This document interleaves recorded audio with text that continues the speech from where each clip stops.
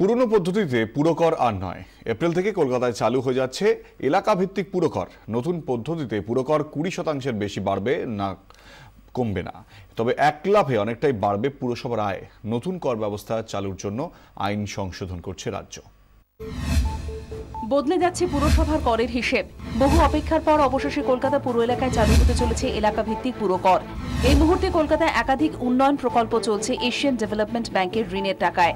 এডিবির শর্তই ছিল জলকর আর এলাকা ভিত্তিক পুরকর চালু করা। প্রথমে পুরসভা, তারপর বিধানসভা ভোটের জন্য চালু হতে পারেনি নতুন কর কাঠামো। এবার সেই পথে পা বাড়ালো রাজ্য সরকার।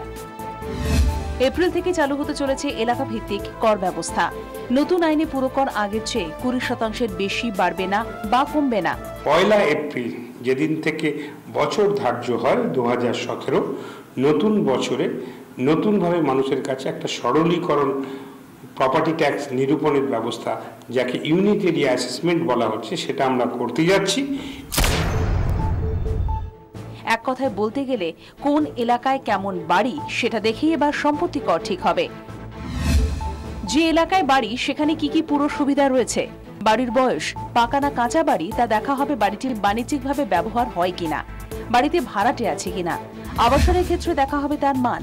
কর নির্ধারণের জন্য কলকাতাকে মোট 7টি ভাগে ভাগ করা হয়েছে। কিন্তু নতুন পদ্ধতির করে কি কি সুবিধা হবে? পুরসভা বলছে এতে তাদের আয়ের অঙ্ক যেমন বাড়বে তেমন স্বচ্ছতাও আসবে। শহরে মোট 6,15,000 করদাতা রয়েছেন। এতদিন সম্পত্তি কর বাবদ পুরসভার আয় হতো 600 থেকে 650 কোটি টাকা। নতুন কর ব্যবস্থায় তা বেড়ে হবে 800 থেকে 850 কোটি টাকা।